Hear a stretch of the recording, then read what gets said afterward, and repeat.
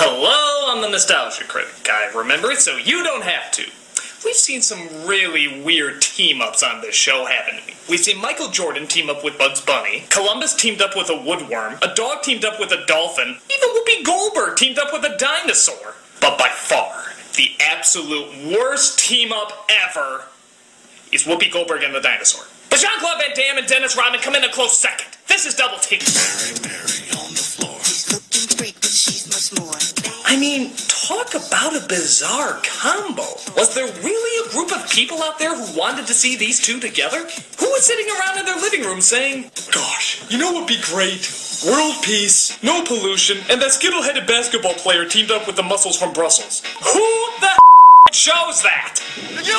Mine is totally blank. I didn't choose anything! Well, whoever chose it, we got it. So, let's take a look at the team-up that nobody demanded. This is Double Team. So we start off with a quiet opening. For a monster truck rally. We see Van Damme playing a secret agent driving a truck full of plutonium out of the hands of the Iraqi terrorists. Huh, so that's where the weapons of mass destruction went. That is so 2003. We got explosions, gunfire, things getting crushed. I have to admit, it's actually a pretty good action scene. The only thing missing is, well, giving a Van Damme hasn't said a line yet, so I don't really think there's any reason to care about him. Once he does say a line, then I'll know there's no reason to care about him. So, I can't wait to see what significance this has on the plot, or it was 100% pointless. 3 years later, that scene never gets mentioned again, so as usual, we're not supposed to give a Van Damme about it. Aw, nobody gave me a wake-up call. So it turns out Van Damme got married after that mission and is living happily with his pregnant wife. But then an old agent friend comes by and makes him an offer. Stavros is back, and we want him alive. And yes, this scene has been done so many times in other action movies, you can practically recite it word for word.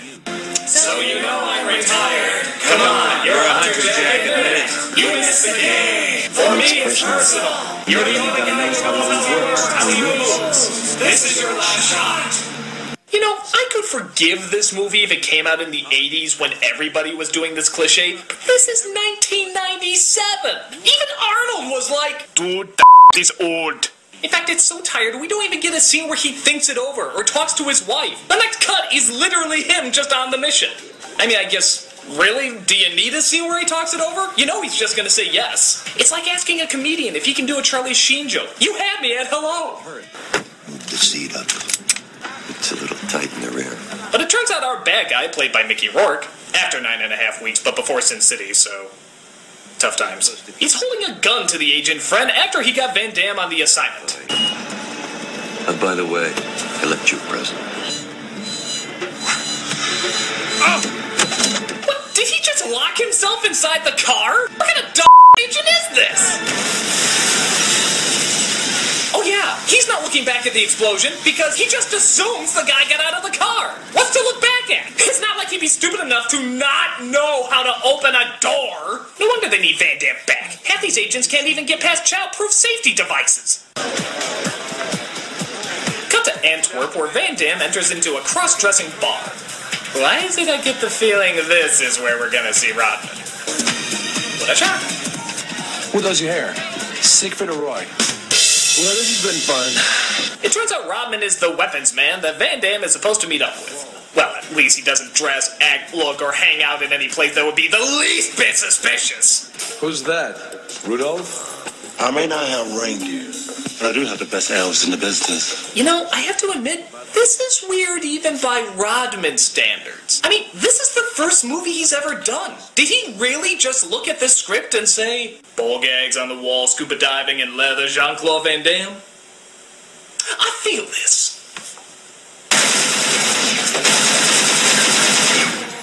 Offense gets the glory. But defense wins the game. What a terrible basketball pun. But don't worry, folks. There's a lot more where that came from. Gentlemen, this is Delta One. I forget you've ever seen him. Well, it is Jean-Claude Van Damme. Forgetting him is pretty easy. He has information that Stavros will be surfacing tomorrow afternoon. Somewhere around here. So they look at their board game to figure out how to take out Rourke, and they get ready to make the hit. But Van Damme sees Rourke with his son and finds that he just can't pull the trigger with him watching, which gives Rourke plenty of time to fire back. So both Van Damme's men and Rourke's men start firing at each other.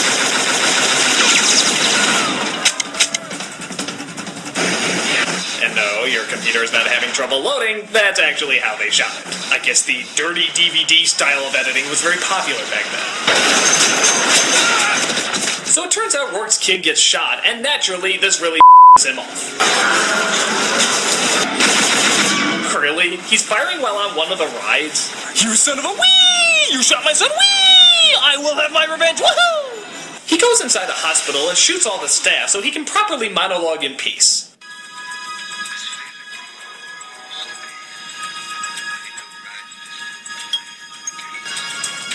Little horse gonna miss my boy. Can you speak a little louder? I can't hear your pretentiousness when you whisper. My little boy was 6 years old, mister.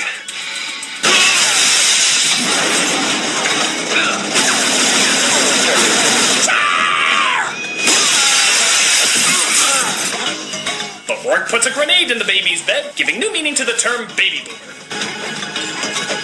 Oh geez, I'm sorry if you weren't dead.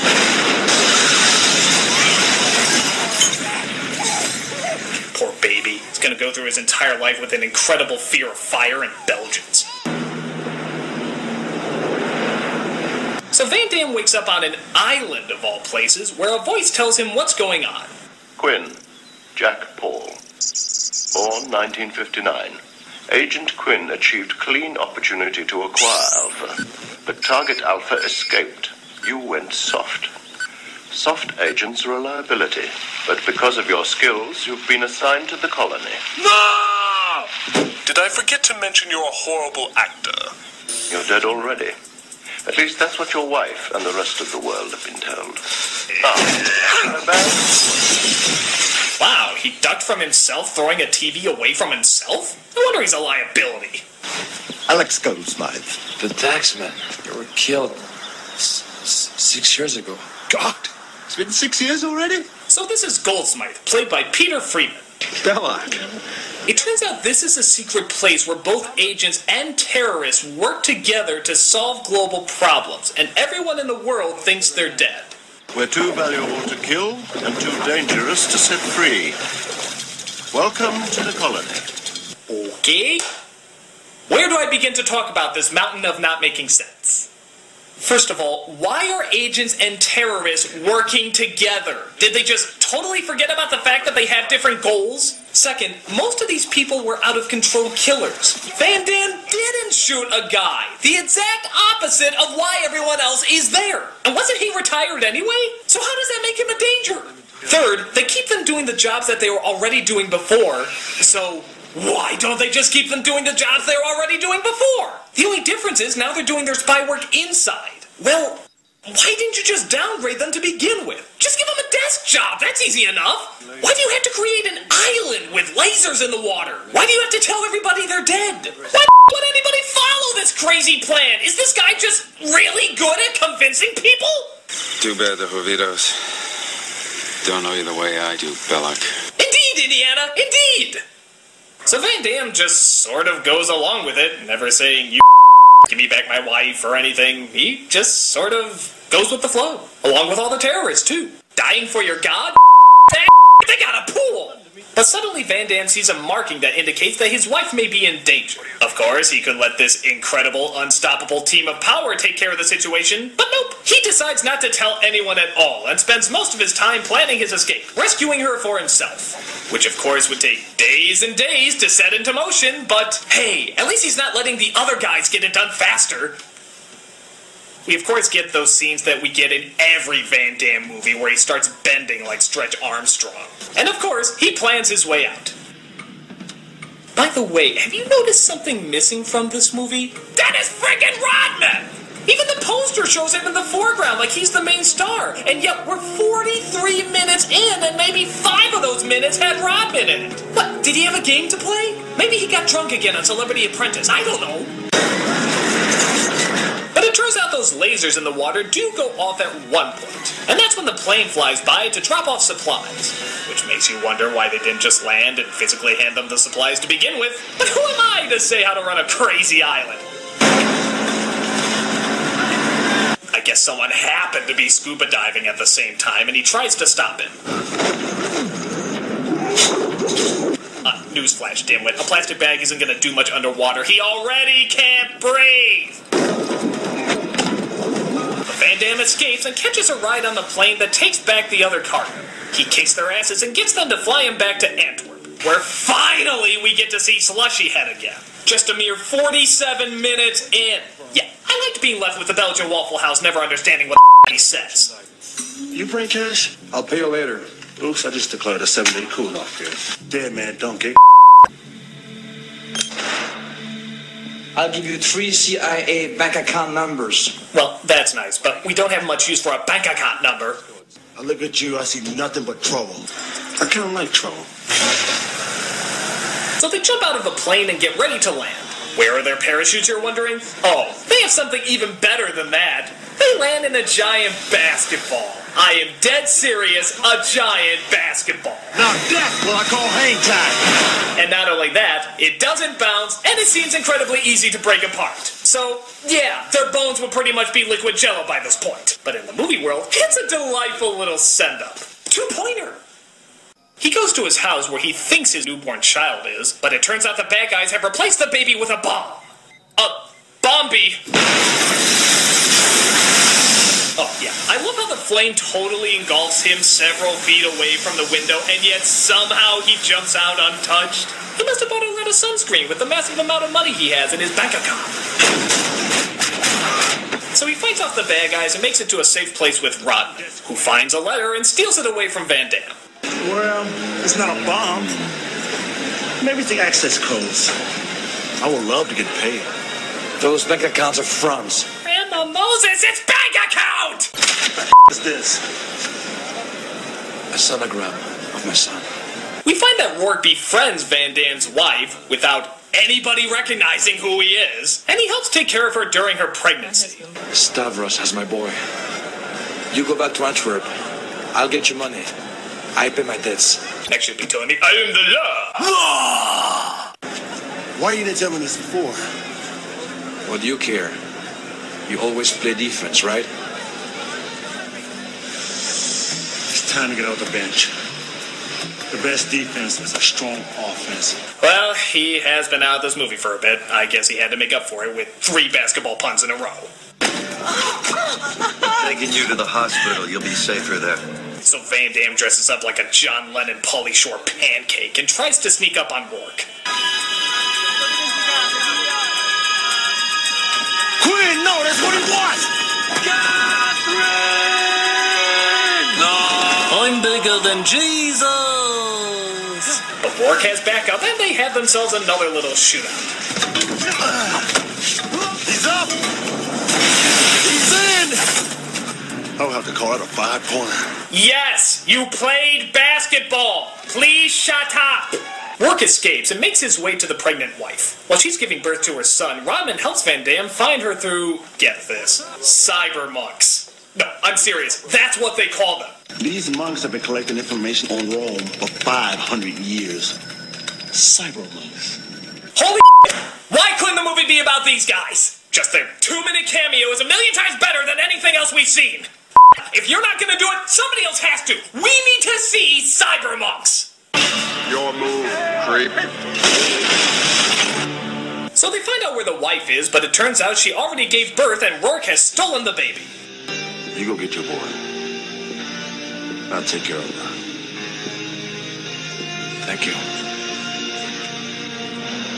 You owe me. So Van Damme goes to a coliseum where Rourke has really gone all out in preparing a climax. He put mines in the ground, decorated them with crosses, the baby's in the middle, he took his shirt off. He even threw in a tiger for all this. It's like Gladiator meets Grand Theft Auto. You gotta give him an A for creativity.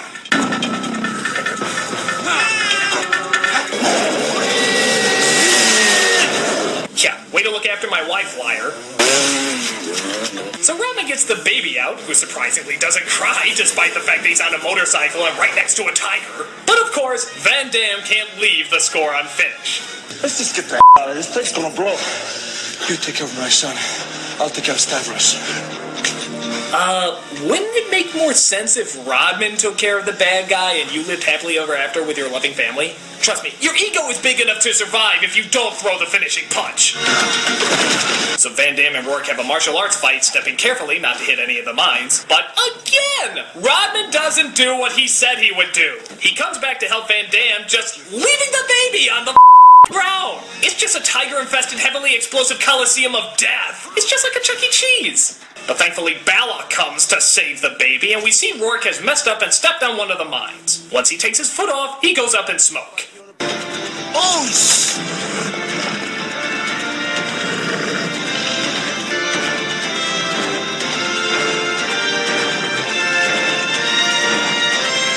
Oh my god.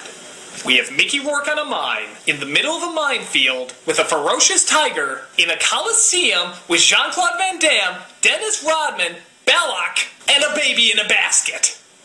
If this does not deliver the most epic imagery I have ever seen in my entire life, I have lost all hope in mankind.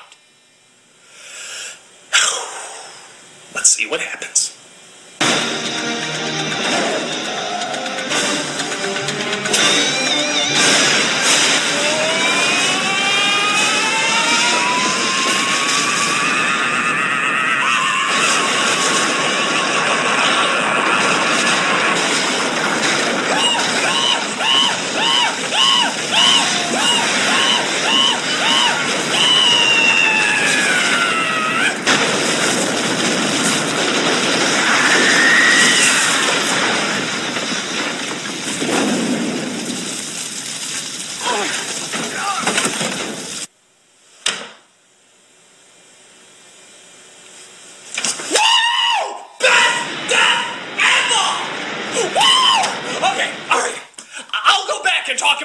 Scene, but oh my god!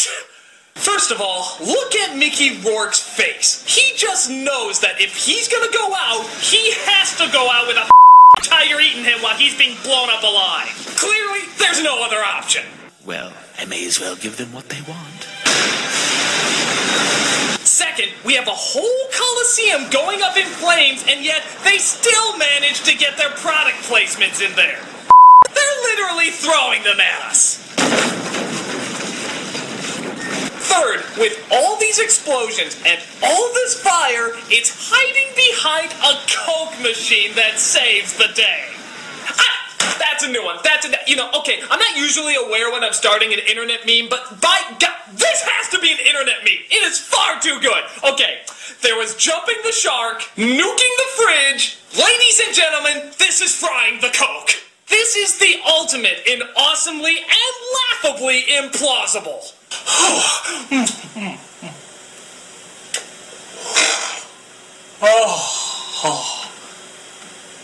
We might as well just end it here, folks. I'm not going to top that. I mean, the movie pretty much does anyway. Balak says they're cool and they just go off their separate ways. He doesn't meet up with his wife or anything. But honestly, who wants to see that after this scene? I mean, just go out on that high note. So yeah, the rest of the movie is dumb and laughably silly, but it was totally worth it just for that moment. I want that image framed and put on my wall. It's that awesome. We mere mortals wish we could go out in such a cool way. So, if you want a stupid movie but with the mother of all endings, check this flick out. It's totally worth it just for that 1 minute of ecstasy. I'm the Nostalgia Critic, guy. Remember it? I'm sure as not gonna forget it. Mary on the floor. She's looking great, but she's much more. Late chic, fun chic. She's the head of State Patrol. Head to toe. A shade of peach. That's the secret she likes to keep. She likes the boys, think they're cool. Between her legs are the family jewels.